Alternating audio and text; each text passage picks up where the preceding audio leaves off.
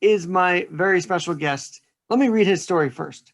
30 years ago, during a Cleveland Browns preseason game, my mom was over 8 months pregnant with my twin brother and I when her water broke in the third quarter. Like a true Browns fan, she refused to leave until the final whistle. So you can get where the story is going. Before I would share the story to illustrate my loyalty as a fan, now I am fortunate to share the story as a representative of the Cleveland Browns, Director of Corporate Partnership, rjones. Oh my gosh, when I saw this story, I was like, I have to get you on. Not only because my Giants are playing you guys this weekend, but because you are a lifelong Browns fan from like before birth. This is quite a story. So we'll get to the game in a minute. But 30 years ago, your mom's water breaks in the third quarter of Browns game, and now you're working for the Browns. Just start there with your journey because this is fascinating to me. Yeah, first off, Alex, it's a pleasure to be on. I'm really excited. I'm happy to talk some Browns and Giants. But yeah, I'll start with the story. First off, I have to give a shout out to my mom, right? Because without my mom, the story we're not even here, right? Mm-hmm. And I'll tell you this. So she saw the post, she loved it, but she had one correction. She said she doesn't like the term water breaking. It's active labor. Mind you, my mom was a nurse. She's a retired nurse and was a nurse for years. So I have to correct everyone and say, I'm sorry, she was in active labor. You guys know what that means. So yeah, man, listen, I always tell people, and it's so funny, anytime I talked about the Brown or being a Browns fan other than this year, everyone always like, why? How could you endure such misery for so long? And Right. I would tell them this story. This was my favorite story. I'm like, listen, I was literally almost born at Municipal Stadium with me and my twin brother. As And Jim Brown's running up the 50, right? So, right, Bernie Kosar dropping back. exactly. And the crazy thing though is it was a preseason game. Like the game didn't even count, and she would not leave. And the fortunately for her, so my grandfather was a Cleveland police officer, and he worked security for Browns, Indians, and Cavs. So like obviously they didn't have cell phones back then, but they were able to get word to him. So like he was able to make sure that she had a easy pathway. And like I said, she was a nurse, so she worked at the time she actually worked at Cleveland Clinic and was able to Sure. get there. And next thing you know, the next morning, pop out two twin boys. So you're only 30, by the way, just so I get that right. Yes, I'm 30. So Wow. the date was actually August 19th, 1990. And it's so funny. I did not expect this to blow up like it did. But someone tweeted it. And then Darren Ravel tweeted it, Oh, retweeted it. wow. But here's the thing. This is how you know, like social media and Twitter and like everyone's like digging. Someone literally was trolling so hard. They dug up the game and said, just like in Browns fashion, they lost. They did. They lost by 3 points.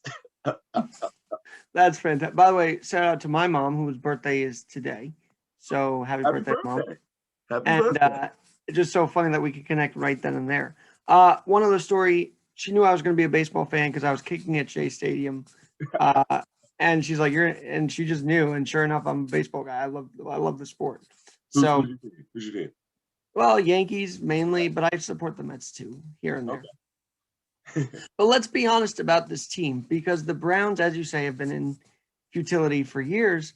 And I'll be honest, when Baker Mayfield came into the league, I thought this kid might be too mature. Like he's stomping flags on the midfield line. He's doing these weird hand gestures after every touchdown. But look how mature he became and the leader he's truly been that I think Cleveland looked for when they drafted him. Listen, I'll tell you this about Baker. And the funny story is I actually worked at the University of Akron. And the first time I got to see Baker was Akron was playing Oklahoma for our season opener. And I got to fly down to Norman with the team. And in the first half, the score was only 7-3 Oklahoma. I thought at the time, and we're like, man, we got a chance, right? Mm-hmm. They had Samaje P. Ryan as the running back. and we were stuffing them. We were defensively, we were on, and I was like, man, we have a chance. We had a couple, we had a missed field goal and a missed fourth down play in the red zone. And I'm like, we're this close. We're down 7-3 at half. Come out second half. Let's just say the end of the score was 45-3. We had no chance. I got to see Baker firsthand on display when he was, and that was his Heisman year.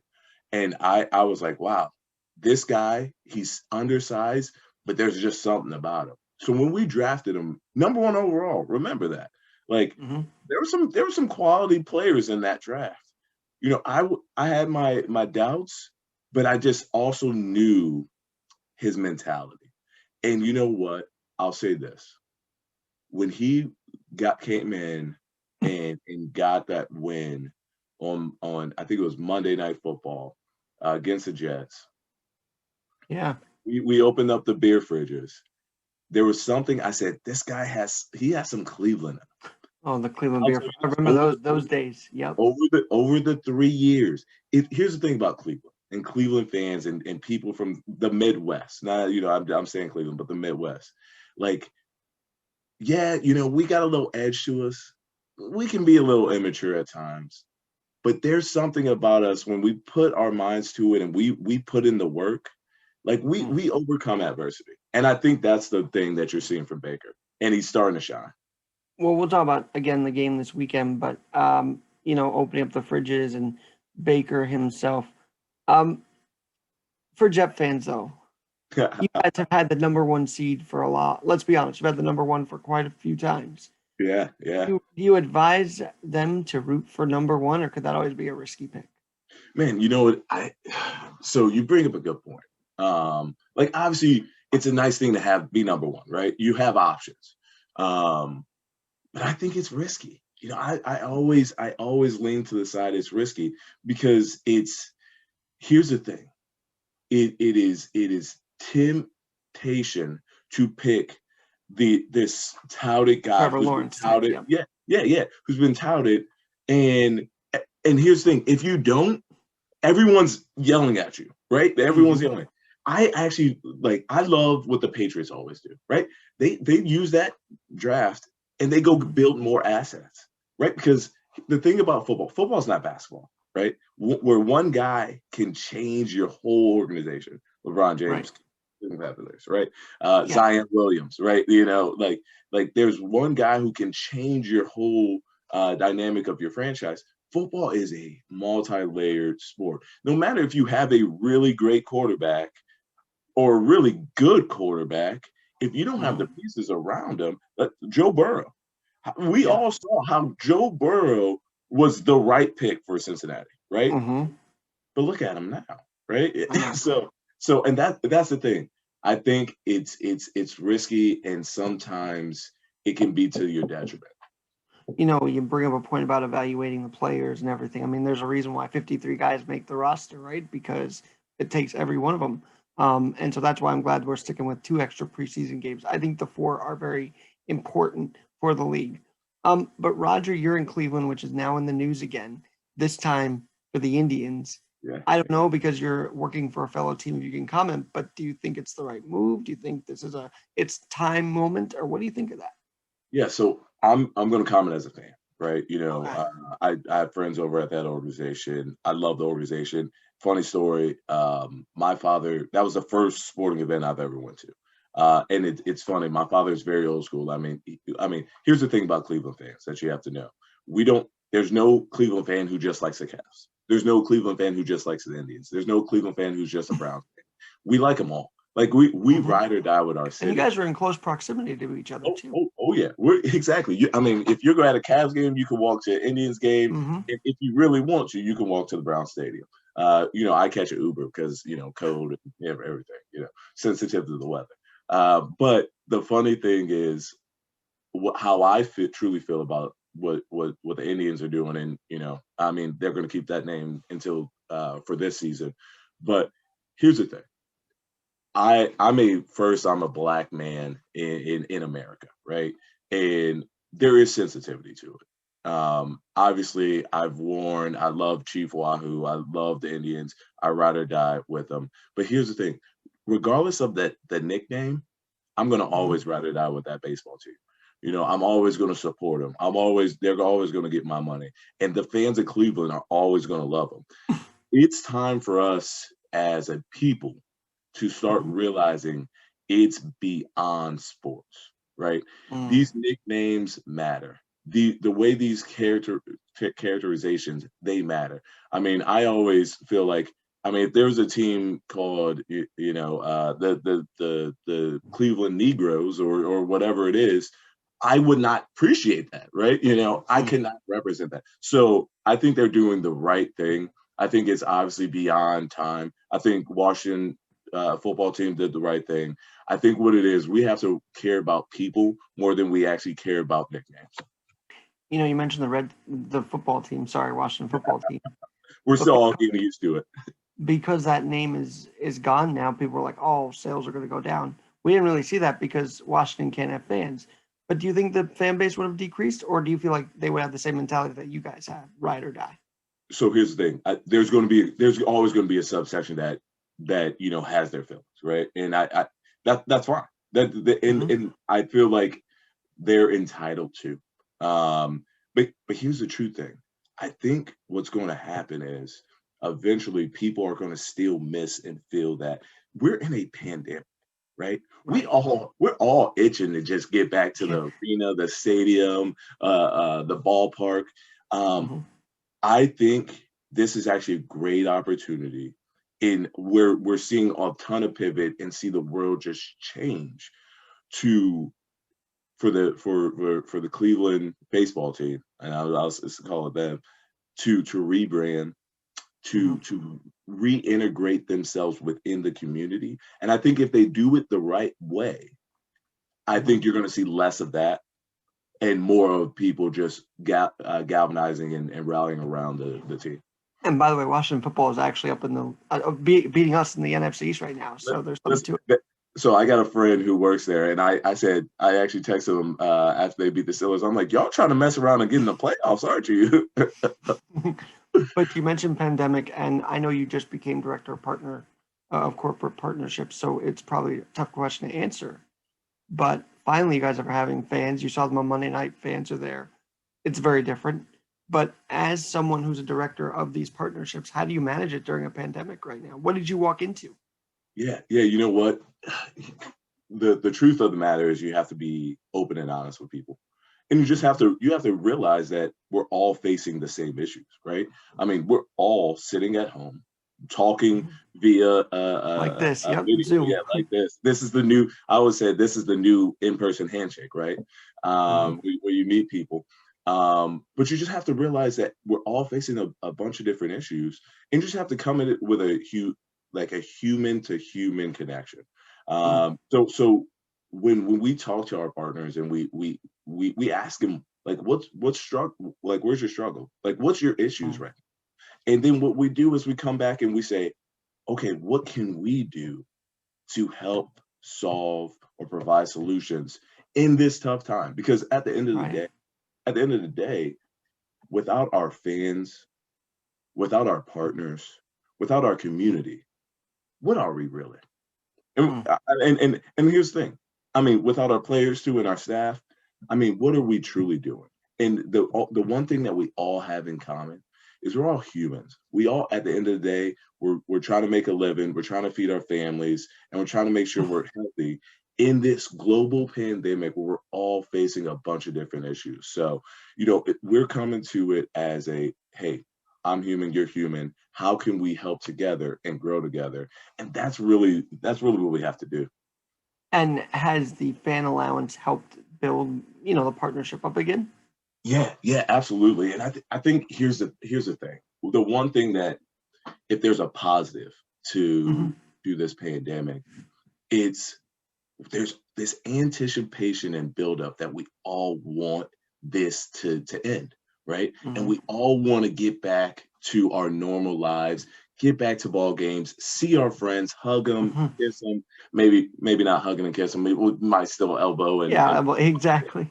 Yeah, maybe do the kick thing, but we all want to be around each other, right? I think what we're starting to get is, and I think most people thought we would just get more normalized with this environment, but I think what it truly is, and over years we've seen more people just like on their phones, right? But I think we're missing that human to human Absolutely. interaction, and I think what this is going to end up doing once we get normalized, once restrictions start going away, and we can be face to face more, I think we're going to start seeing people have real conversations and really just enjoy the human to human contact. Interaction. Here's the thing: you're seeing it over the holidays. How many people are like they can't go see their families? They can't spend Right. time. Or if they do, I think they're being unwise to a point. But Exactly. I applaud the idea, but then at the end of the day, it may not be the best idea Like right now. like Alex, I mean, listen, I Mhm. love that you're spending time with me today, but I mean, it's your mom's birthday. You know what I mean? Yeah. I would love for you to be with your mom Oh, I and mean, full disclosure, I still live at home, so we just celebrated before I came. well, then you know what? That's great. Tell mom I said happy birthday. And I've been very, for me, the pandemic was just such a shift. I was in a relationship that was sort of shaky, and I finally got out of that. And now I'm doing this every day, and I'm talking to people I never thought I'd talk to. I think the pandemic helped my exploration of different ideas too. Let's be honest about that. So, But so Alex, oh wait, one last thing I'll say, and it's a quote that one of my good friends, Danielle Patagonia, I love giving her a shout out, told me, attitude is the difference between an ordeal and an adventure. And I think there's been two sides of it. I think some people have seen this pandemic as an ordeal, right? And those are the people who you hear, oh my God, Mhm. like I can't do this, like all this stuff. I just can't wait till this is over. Like, I don't want to wear my mask, all whatever it is. Mhm. But then you've heard people like you said, it's allowed me to free up some time. It's allowed me to find some new avenues and things that I love. It's allowed me to get back in shape. I'm about to get married, so I had to had to Congratulations. drop some lbs. I appreciate that. So it's true. It's like there was two different routes we could take. We could choose an ordeal or we can choose an adventure, and it's really in our mind. Roger, so have you been to the stadium at least to watch these games, or what's it been like for you? Yeah, so I was lucky and fortunate to watch the last game, Monday Night Football. I was Oh, able what a to. crazy night that Oh must have my! been. Listen, I'll tell you, it was like 30 years of emotions just all in one game. Mm. Because I mean, you got to see us, neck and neck in the first half, and then Lamar Jackson, scores, takes him down real quick, scores before the half, and you're like, we can't let that happen, bro. Like, oh my God, are we going to find a way to lose this game? As a fan going through my head. And then they go up big. They come back right off second half, score right away. And we're like, oh. And here's the thing. The typical Brown fan in me just said, it's over. It's over. Mm. The next thing you know, we come back, we punch back. And I'm like, I haven't seen this from this team. Right.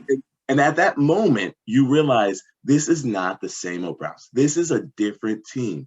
This is a different mindset. So as a fan, you're like, I got to get out of this mindset. And it's funny, as an employee, RO,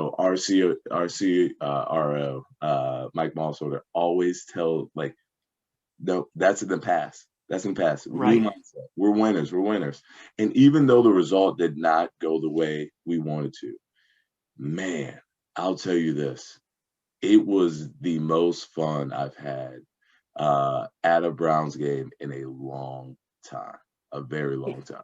That is so cool. By the way, I've got to ask you about in case someone's in Cleveland listening to this, maybe didn't even know the stadium allows fans. Maybe there are people out there that don't know that. Yeah. What are the requirements for people to go to a Brown game this year? Yeah.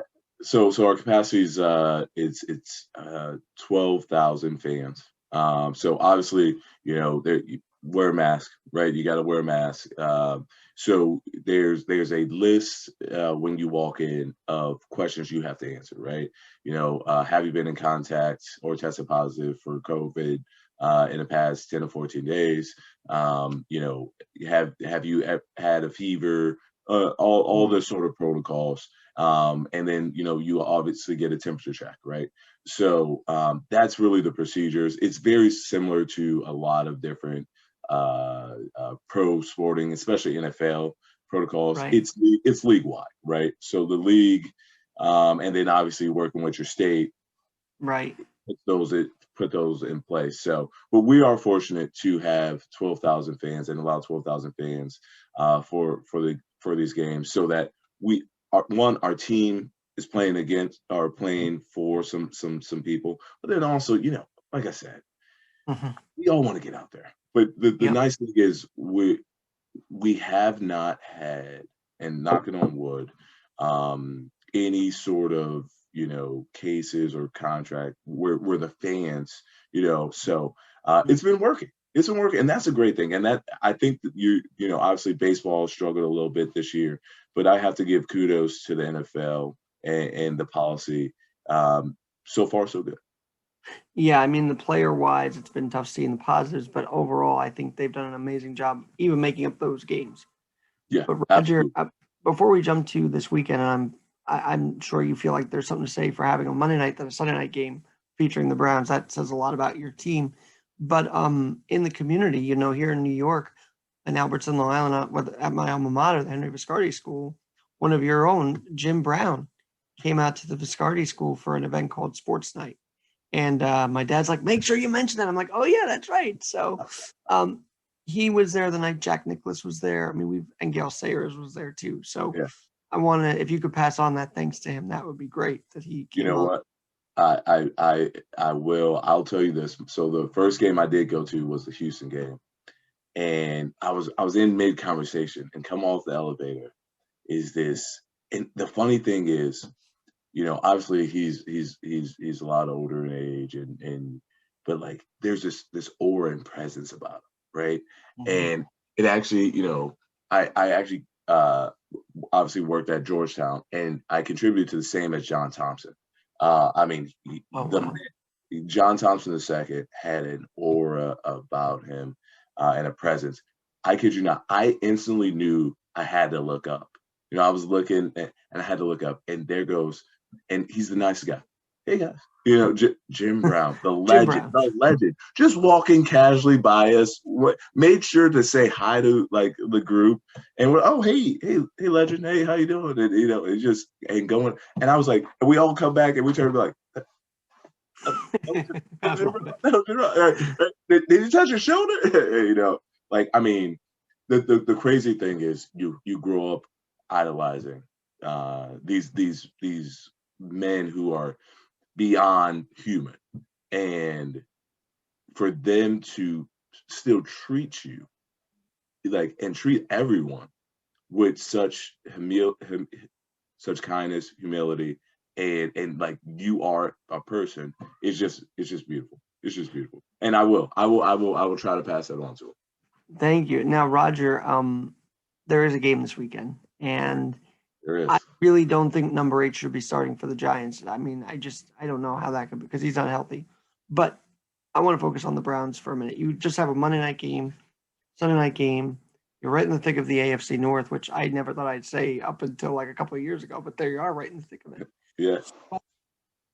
What's the mindset for them going into this weekend? Because the Giants are also just as hungry as you guys. Yeah. Yeah. I think you just got to be hungrier than the guy lying across from you, right? I mean, listen, you came off the probably, everyone's saying the best game of the year, but you came off you played. Then if especially the offense, you played a flawless game other than an interception, and you lost, right? To a divisional rival. Now you got to go get it. You have to go up to New York. You're traveling. You're on the road. They're hungry. They're in the thick of the playoffs. I mean, the Washington football team has a tough test against Seattle. Mm-hmm. Like, they're thinking, we get a win, like we're back in the driver's seat. You're in the lead. The Giants are in the lead again. So You have to squash that. You have to come in and you have to say, I got to be hungrier than the guy lining across from me. And if you're the Browns, here's the thing: you win this game. I think I was looking at the percentage. The percentage of making the playoffs goes to 95%. You control your destiny. You win this game. You don't overlook anyone, and you finish the season out on the right. And here's the thing: you have to do this stuff because you're preparing for the playoffs. Right. You're preparing for something you've never been to. I think the players know the moment, and I think they'll live up to it. Now, if I'm not mistaken, our quarterback, stand-in Colt McCoy, wasn't he Brown for a while there? So this is going to be interesting. Listen, so you guys have a lot of former Browns trying to play key roles here. I mean, with Jason Garrett, out for this game. I mean, our former head coach is now calling plays. You got Colt McCoy. I believe why can't I think of his name? Running back. He's a running back. Trent Coleman or isn't Trent Richardson on you guys' yes, roster? he's on that team too. He's on the roster. He's a former Brown. I think there's a big list of former Browns. And you know what? It's funny. I actually texted my my buddies when I saw the list, and I said, "Man, it's around Christmas." I'm like, "Man, we're facing Browns pass right here. Goes to Browns pass." Browns alumni, yeah. Yeah. Well, it was funny, and I kind of made a joke about it, but the immediate after Colt McCoy's announcement of coming back in on Twitter, I said, man, Colt's never been in such high demand. But I've got to ask, how big of a player was he in Cleveland? Did he get too much bad press? What was his story like there? I think he was one of the guys we didn't give enough of a chance. I actually was a huge Colt McCoy fan. And here's this is where I actually became a Colt McCoy fan. It was actually Ohio State Texas bowl game. You recall AJ Hawk was like engaged or dating his sister, and he drops back, and AJ Hawk just destroys him. Ohio State that won that game, by the way, and Colt McCoy bounced right back up. Like most other quarterbacks, would stay, be hurt, and bounce right back up. And when we drafted him, I kid you not, if you scroll through my old Facebook, the Colt, my QB, he's the guy. I loved Colt McCoy. I don't think we didn't have weapons. We didn't really have weapons around him. I thought he would turn out to be a really good quarterback. And you've seen, he's been a very serviceable quarterback, very serviceable backup. He's been huge. Without him, I don't I'm know where actually the really Giants glad were. he's getting a chance to showcase his skills. Without him, I don't know where the Giants are right now. I'll just be very honest about that. Alex, did I lose you? Nope, I'm here. Can you hear me? Hello? Roger, can you hear me now? Repeat that. I think I lost you for a little bit. All right, well we're back. No, I was just going to say that without Cole, I don't know where the Giants are right now. I'll be very honest with that. So yeah, well, and think about last year. I mean, he did really well with Washington too. I mean, so I'm just glad he's still in the league, and I'm glad he has the ability to show that he still can perform at the highest level. Now, because we met through LinkedIn, I've got to ask you this. Your journey to get to the corporate director world, how did you do it? And for those aspiring to be in sports, what's your message? Because you literally went from the seats of a fan to now the front office, so to speak. And I think everybody has that dream, but maybe some just don't know how to accomplish that. Yeah, listen. So the funny thing that I always tell people, you can be a pro and not be an athlete on the field, right? You can be a professional, right?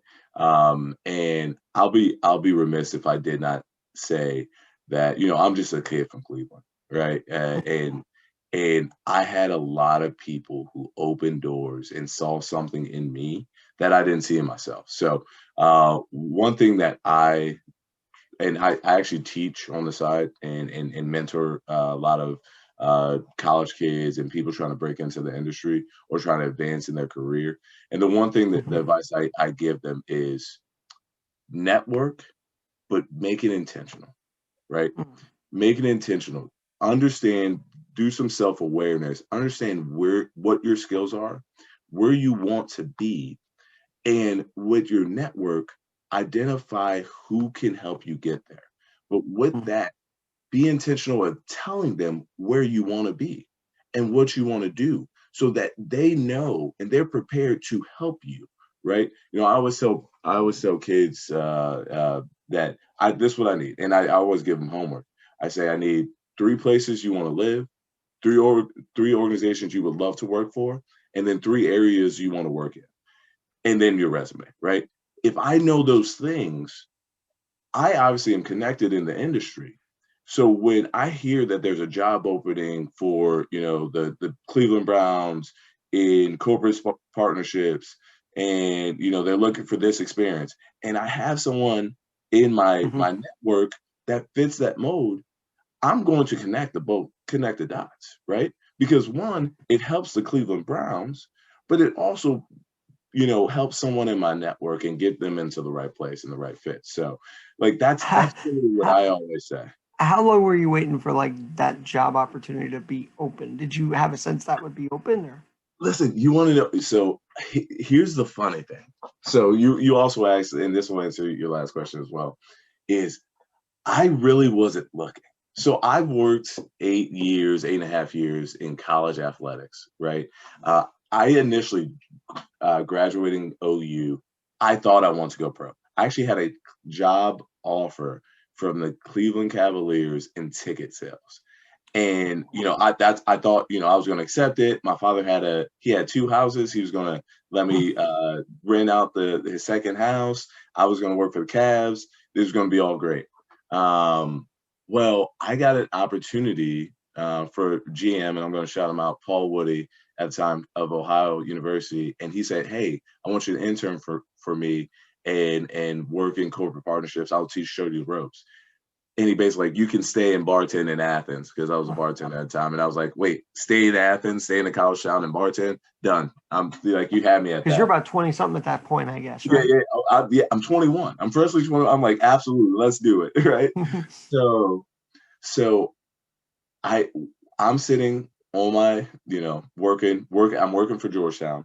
And I get a text from a mentor of mine, Jared Nobles. He works for the LA Chargers. And he sends me this job description for the Cleveland Browns, who was sent by a friend of mine who works for the Cleveland Browns, Amon Warren. And he was like, "Man, this is all you." And I was like, "I don't know, man. I'm interested, it's Cleveland stuff, but I'm good in college and everything." And he goes, "Well, Amon, I already told Amon, like, she sent your resume, she's connecting, let him know you interested."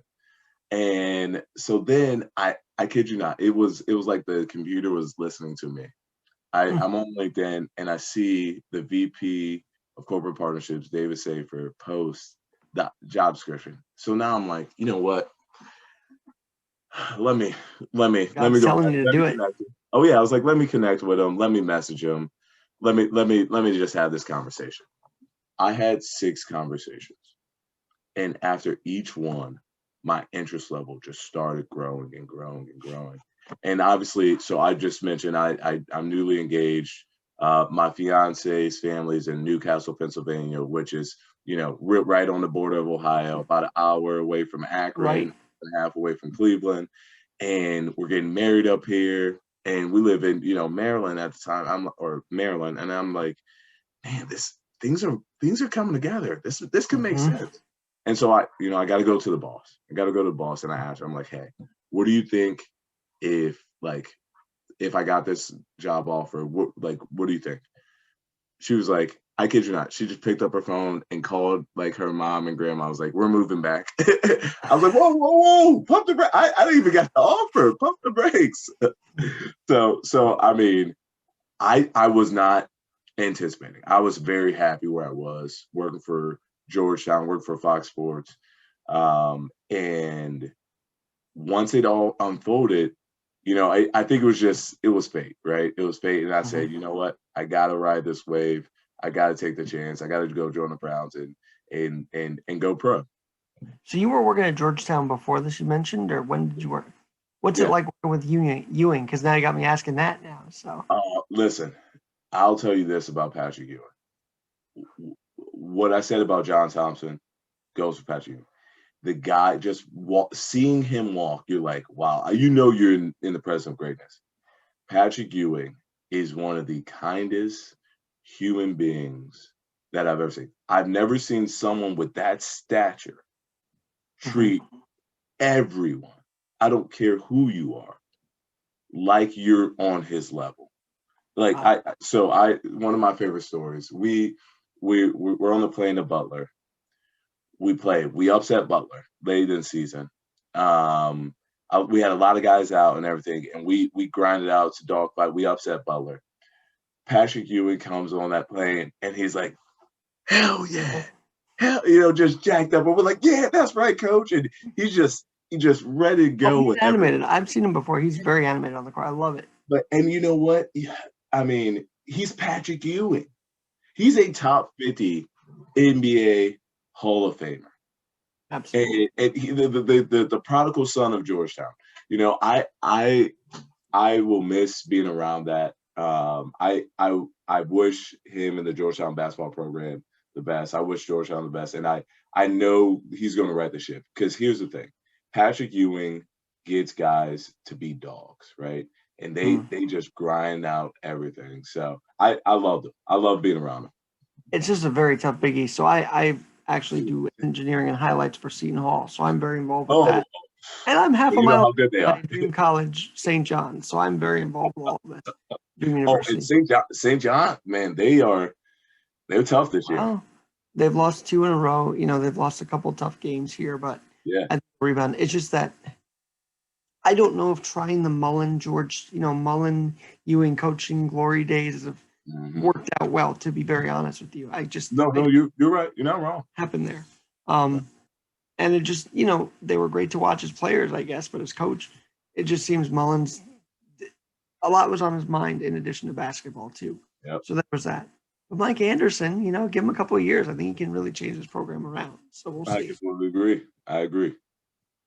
Now, Roger, as you're talking about your story, I've got to say there's a realism that people could do 5,000 other ways to blow the opportunity. So how do we avoid blowing an opportunity like you got and sticking with it to stay the course with it? Yeah, honestly, here's the thing. I talked about people opening doors for me, but at the end of the day, you got to put in the work. Kobe Bryant said it best, in RIP. Love Kobe. But he said it best. He said, people focus too much on my accolades, right? And they see that and they think they can do that. But what they don't pay attention to is the work that I put in the gym every single day. Regardless of people seeing the ability and the skills that you might provide, if you don't put in the work to, one, continue to improve on your skills and yourself, I always tell young people, I'm like, constantly be learning. Like, if you don't continue to educate, here's the thing. A lot of our industries have been evolved. Look at what this year's been. The buzzword is pivoting, right? Everyone had to relearn this life. And if you're unwilling to do so, or you have the hubris to believe that, oh, well, I'm just so good at it. Here's the thing. You're going to get passed up. You're right. You have to be constantly improving your skill set. The professionals do it. That's why they work out. That's why they train. That's why they eat well. We have to do that in our industry as well. And it's not just about one person seeing your skills. It's about you showing everyone else that as well. So that'd be my tip. And I was going to say, because I'm on my dream job is play-by-play. That is my goal, hopefully. And I did that in college. I did that as a kid, and I just love doing play-by-play. But like them, they get to the stadium like 3 hours early. They don't just show up and do a game, and then they do all the prep work. And although Wednesdays have changed now because of the restrictions, but it's still a vital day in football. Like, you still got to meet with everybody and everything like that. And these announcers make the time because they love it and they're paid to do it, sure. But I think there's a passion behind it too, 100%. So, Roger, this has been really awesome. And we'll get into Big East as that tournament, the whole season progresses. I'm sure you're going to follow it as close as I am here because you've got Georgetown, ties. So we'll have you back on for sure for that. All right. I lost you a little bit. I was going to say that we'll have you back on for Big East coverage too, because now that I know that you're very involved there still, I'd love to have you on to talk that. 100%. I'd love to come back. And this is the other thing about, sports in general. Like, you have a net. You can't just like one thing. And it goes with athletes too. You can't just play one thing. You got to be involved with a lot of different areas of one industry, right? 100%. I always say, you know what? Listen, it's great to focus and put your attention on one lane. But here's the thing: what you do is you limit yourself, right? Cast a wide net. Cast a wide net, and here's why. Because there's so many doors and opportunities that you may not know you actually enjoy. So I'll give you an example. I have a good friend. His name's Patrick Stack. He's a co-founder of Sports Biz Camp, which is a nonprofit that to your point helps educate high schoolers and college students about sports business 101, right? And it's from the professional view, and it's talked about our journeys and our experiences and how we got there and just leaving them tips. But Patrick opened my eyes to teaching. So he brought me on to help be a co-instructor for a sponsored class at Johnson. That's so cool. Yeah, so shout out to my class. And I kid you not, I had no intention or belief that I would ever be an educator. I didn't think that, that was something I wanted to do. And after this has been my first semester, and I'll tell you, it's been so rewarding.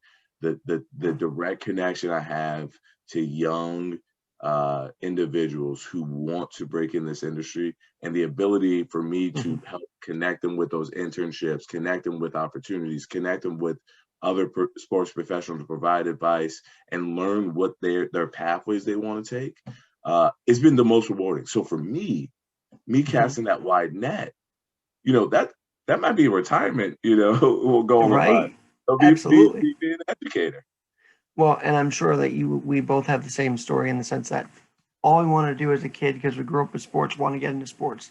But as your story and then my story is that I just got an opportunity to be at a conservative talk radio station. It wasn't what I was thinking about at the time. I wanted to be a play-by-play announcer right out of college. But I said, okay, let me take this. It's local. I can branch.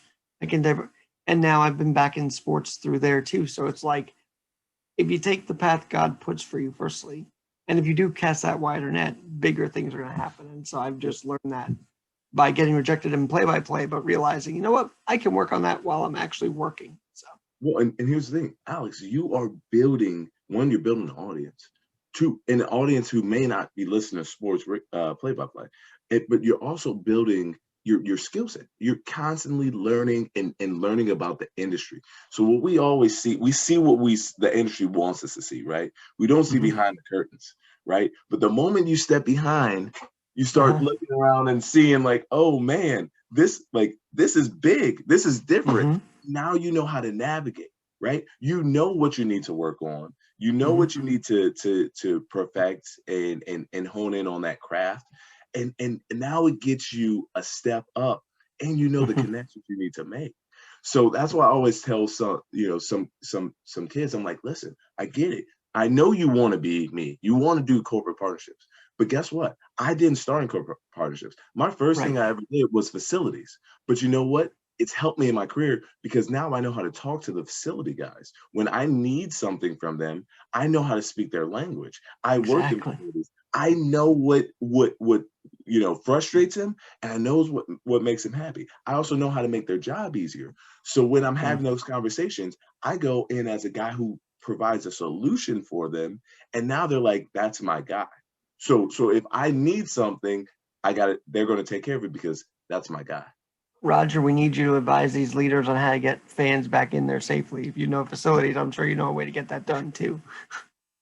Listen, man, I have a couple ideas. Like I said, my fiance is in healthcare. If they give me a seat at the table, I'm happy to share.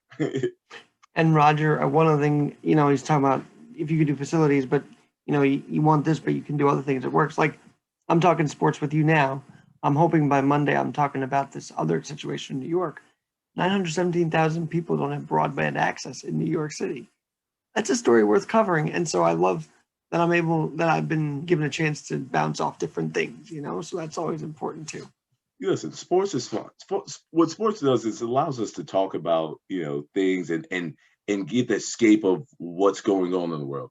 But to your point, we need to talk about what's going on in the world, right? Yes.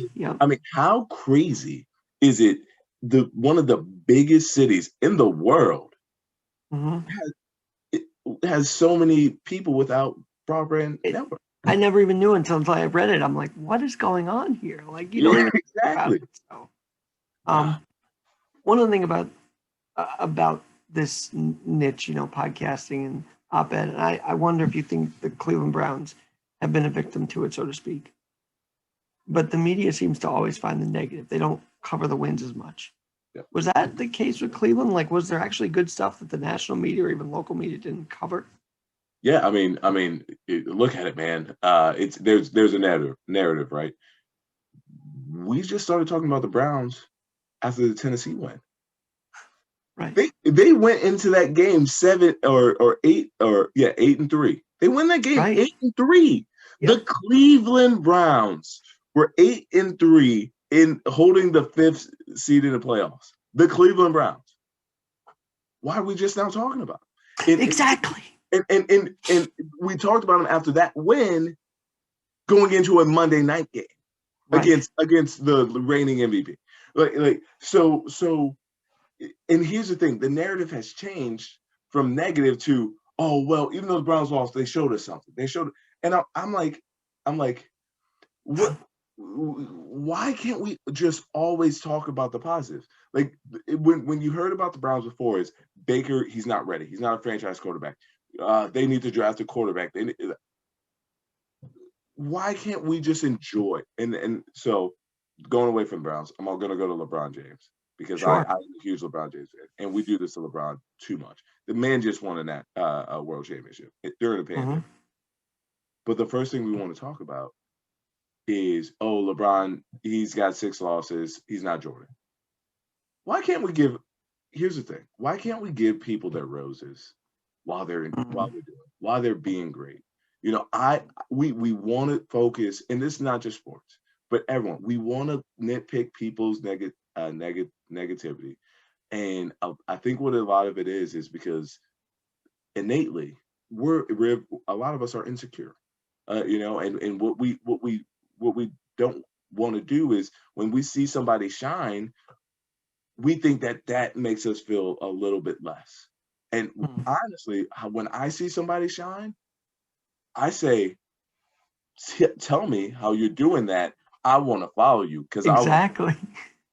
Hey, Roger, one other thing, and I feel like, speaking of basketball, the Knicks get all the bad press in the city, right? So that's all we hear on the nightly papers whenever things are bad.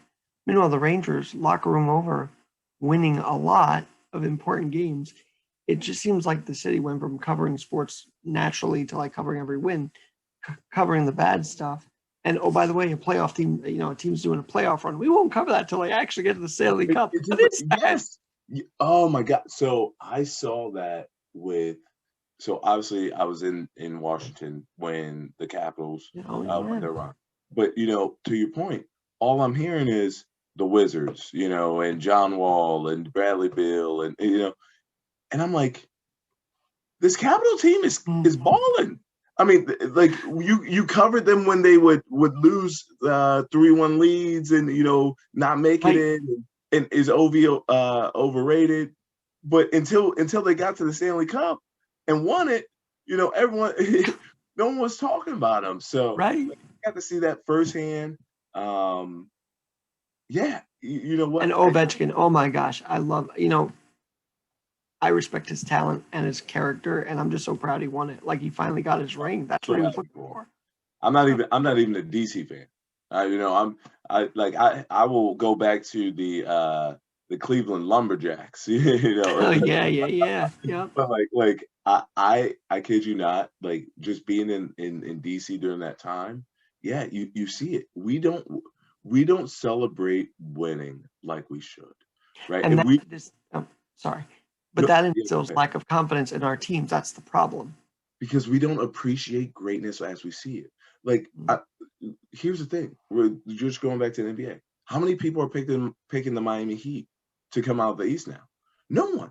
This team, they grinded. They were the 5th seed. Beat the number 4 seed, the number 1 seed, and then the number 3 seed. Yet we don't want to give them their roses just because they lost in the finals. We don't want to give them their roses like that.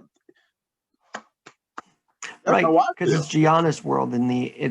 Giannis world in the East, and I think he's a freak of nature. He's like a great player, worth covering. But as you say, there's a lot of teams that are doing things. Yeah. You could say he's a Greek freak. Yeah, exactly. Roger, man, this has been so refreshing, and I'm glad that I'm kind of like bringing this idea out because I'm just getting tired. Like, okay, Knicks are going well right now. It's only preseason. We're making a big deal out of it. Meanwhile, I don't know, Giants are in a playoff run. I don't know. It's just like cover what's actually happening. Yeah. Let's celebrate something for once, Mm-hmm. right? And Especially that's what we this got to year. do. Especially Oh, this year. Let's celebrate. yeah, in a pandemic to win a championship is just tremendous. That is just unbelievable. Let's enjoy it. Let's enjoy it. Well, Roger, please come back. I'd love to have you again. And Absolutely, right, Alex. partnerships. Not to say if everybody wants to partner with the Browns, but if they do, how do they reach you? And just to partner with you and connect with you, how do they do that? Yeah, absolutely. Just shoot me an email, rjones@clevelandbrowns.com, or follow or connect me on LinkedIn, Roger Jones. We'll love to talk about partnerships. The one thing that I'll say is refreshing with the Cleveland Browns, our ownership group, the Haslams, it's a family ran organization. That's how they run their family, or run the organization. And D Haslam said this. I didn't hear it directly, but it was told to me that this is what she always says. It's that they are stewards of a public or organization that's owned by the community. It's just their job to make sure that they run it the best that they can and give back to the community. So if there's I wish more teams felt like that. right, and trust me, listen, it's why I took the job. When I heard that, I was like, this is where I want to be. And I'll say this, if there's any brands who want really good partners, a really good partner who's going to help them achieve their goal, but also make an impact, give us a call. Roger, this has been so great. And to sort of go back to the beginning, is mom around to see this and what's she feeling like every time you talk about this? So I'll say, Mama, I was able to take her to that Monday night game. She had a blast. She took my older brother as well. They had a great time. Mama she's around. She actually just called me. I'm going to see her on Sunday, and I can't wait for her to see this. She's going to be so happy. Maybe next time we can get her on. Absolutely. I don't know. I'm gonna have to be in town like with the computer, but she's the best. I kid you not. I always tell people. So my mom had two sets of twin boys, so four boys, in we're a year and 10 months apart. So if that doesn't tell you how strong she is, she's a very strong, independent, and loyal person, and I'm just fortunate to have gotten some of those qualities from her. It's amazing. I love the statue Atlas. The Atlas. I thought, my mom is Atlas in my life.